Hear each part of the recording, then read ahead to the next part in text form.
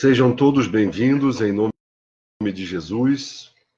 Uma boa noite a todos, aqueles que nos acompanham há vários dias e aqueles que porventura estejam chegando agora e aqueles que vão assistir o vídeo num outro momento. Sejam todos abençoados por Deus, por Jesus, o Mestre, e pela Virgem Maria, protetora e cuidadora dos nossos irmãos suicidas. A Virgem que cuida dos filhos que se perderam no caminho.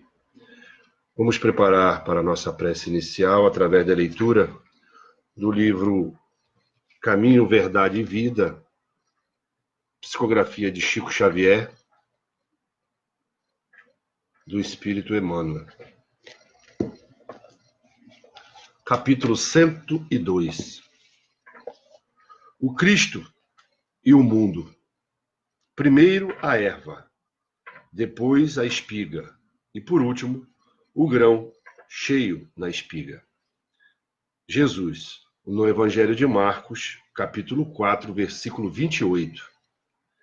Ninguém julgue fácil a aquisição de um título referente à elevação espiritual. O mestre recorreu sabiamente aos símbolos vivos da natureza, favorecendo-nos a compreensão. A erva está longe da espiga, como a espiga permanece distanciada dos grãos maduros. Nesse capítulo, o mais forte adversário da alma que deseja seguir o Salvador é o próprio mundo. Quando o homem comum descansa na vulgaridades e inutilidade da existência terrestre, ninguém lhe examina os passos. Suas atitudes não interessam a quem quer que seja. Todavia, surgindo-lhe no coração a erva tenra da fé retificadora, sua vida passa a constituir objeto de curiosidade para a multidão. Milhares de olhos que o não viram quando desviado na ignorância e na indiferença, seguem agora os gestos mínimos com acentuada vigilância. O pobre aspirante ao título de discípulo do Senhor ainda não passa de folhagem promissora e já lhe reclamam espigas das obras celestes. Conserva-se ainda longe da primeira penugem das asas espirituais e já se lhes exigem voos supremos sobre as misérias humanas. Muitos aprendizes desanimam e voltam para o lodo, onde os companheiros não os vejam. Esquece-se o mundo de que essas almas ansiosas ainda se acham nas primeiras esperanças e, por isso mesmo, em disputas mais ásperas por rebentar o casulo das paixões inferiores, na aspiração de subir, dentro da velha ignorância que lhe é característica. A multidão só entende o homem na animalidade em que se compraz. Ou então, se o companheiro pretende elevar-se, lhe exige de pronto credenciais positivas do céu. Olvidando que ninguém pode trair o tempo ou enganar o espírito de sequência da natureza. Resta ao cristão cultivar seus propósitos sublimes e ouvir o mestre. Primeiro a erva, depois a espiga e, por último, o grão cheio na espiga. Amém. Elevemos os nossos pensamentos a Jesus, o Divino Mestre, e peçamos a Deus nosso Pai, a Jesus, o Mestre querido, e a Virgem Maria, o amparo necessário a cada um de nós, o amor que eles nos dedicam, para nos sustentar nessa escalada tão difícil, nesse caminho estreito, tão árduo de percorrer. Ó Senhor, que possamos ter força para resistir às críticas do caminho. Que possamos ter fé para superarmos todas as nossas mazelas, para nos reformarmos intimamente daquilo que mal que ainda existe dentro de cada um de nós. Porque nessa terra temos certeza absoluta, o único santo que passou por aqui foi o Mestre Jesus. O irmão mais velho, que quando o planeta foi criado, já era perfeito relativamente à criatura. Por isso, Deus, ampara-nos, perdoa nossos pecados. E que os bons espíritos, espíritos superiores, encarregados da Virgem Maria, de socorro aos irmãos suicidas, possam somar conosco esse esforço para continuarmos nessa luta em prol dos irmãos que deixaram a vida através das próprias mãos. Permanece conosco, Jesus, e autoriza-nos a darmos por iniciada mais uma prece pelos irmãos suicidas. Que assim seja. Graças a Deus, graças a Jesus e graças à Virgem Maria. Que assim seja. A mensagem de hoje é muito importante para nós que começamos o início do esforço para ascendermos às moradas celestiais. Não nos deixemos abater pela crítica quanto mais dos irmãos de caminhada, porque como a mensagem diz, quando começamos a colocar a nossa cabeça para fora do lodo, é que somos enxergados pela maioria daqueles que ainda não conseguiram sair do charco que vivem. Por isso, tenhamos paciência, tenhamos amor pelos nossos semelhantes, mesmo que nos apontem. Sigamos o conselho de Jesus, amemo-nos uns aos outros como Ele nos amou. E a Deus acima de qualquer coisa, acima de qualquer pessoa, acima de qualquer criatura.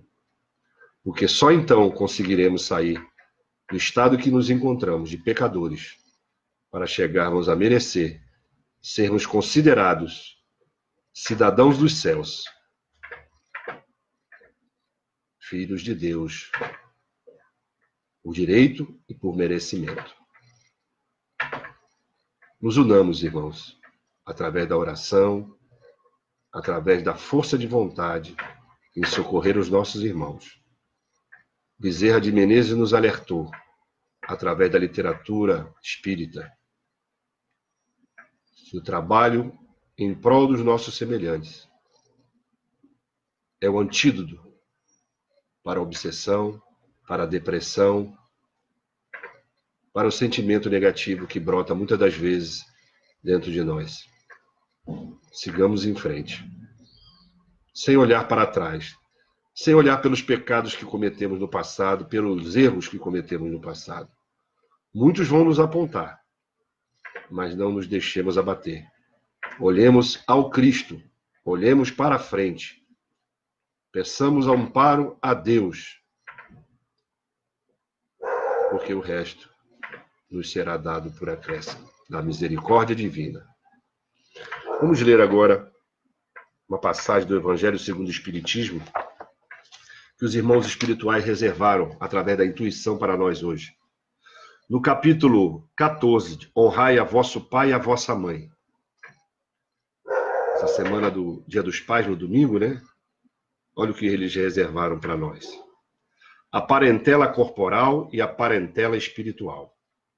Os laços de sangue não criam forçosamente os liames entre os espíritos.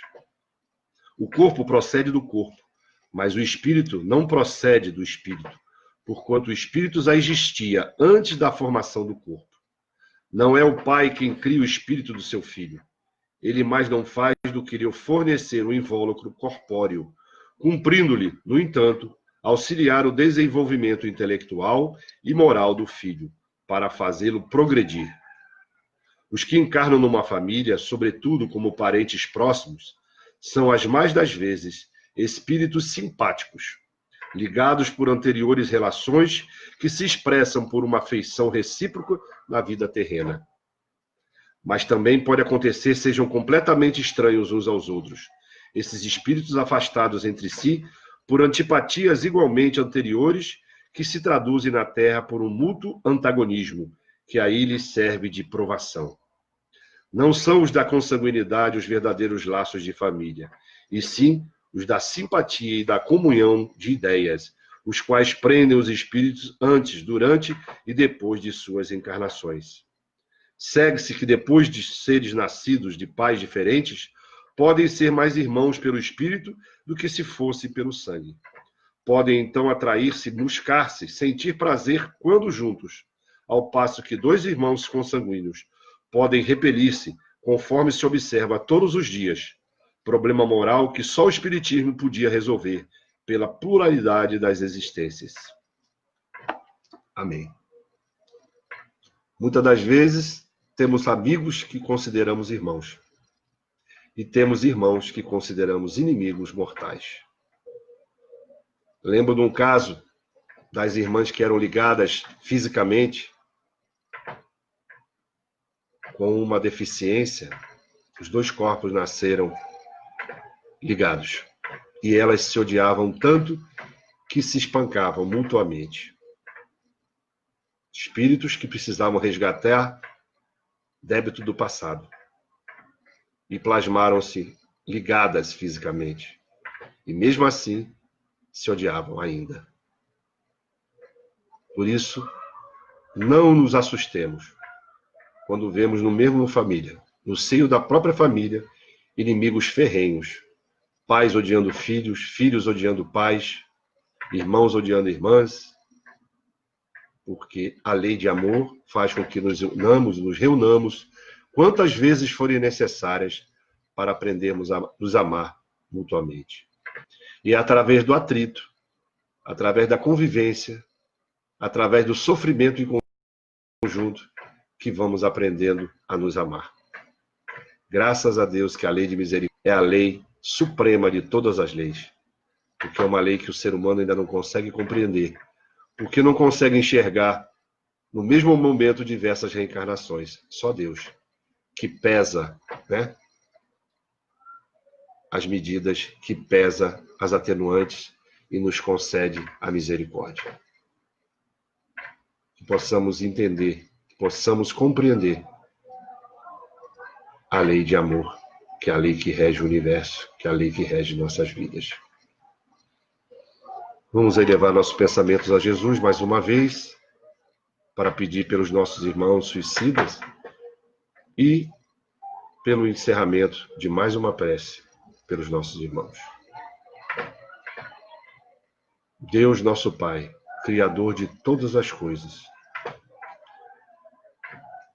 estamos diante de seus pés de novo, ajoelhados espiritualmente, Senhor, para pedir o amparo em nossas vidas, para pedir o socorro aos nossos familiares, aos nossos amigos que sofrem com a perda de um ente querido tão precocemente nos deixou. Muitos de tenra idade. Que possamos compreender as razões de cada um deles de terem tomado a decisão. Não os culpemos, mas sim façamos mentalmente, todos os dias, a prece de amor e de perdão a todos eles. Que possamos auxiliar os espíritos auxiliares de Maria no socorro desses irmãos suicidas. Que possamos doar, nesses momentos da prece, de amor, que cada um já é capaz de emitir, para que eles possam sentir o alívio necessário, o refrigério de suas almas, nesse momento que nos dedicamos a doar-nos para eles.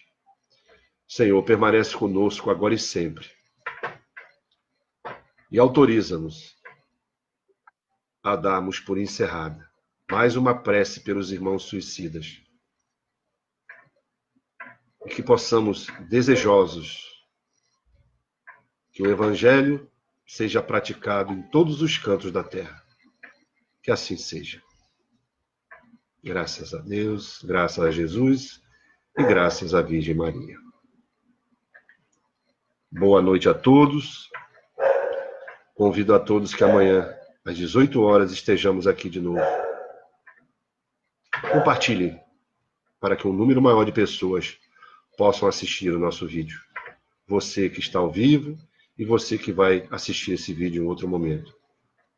Faça a caridade com os outros irmãos, que eles possam receber essa palavra. Muito obrigado e um bom descanso a todos.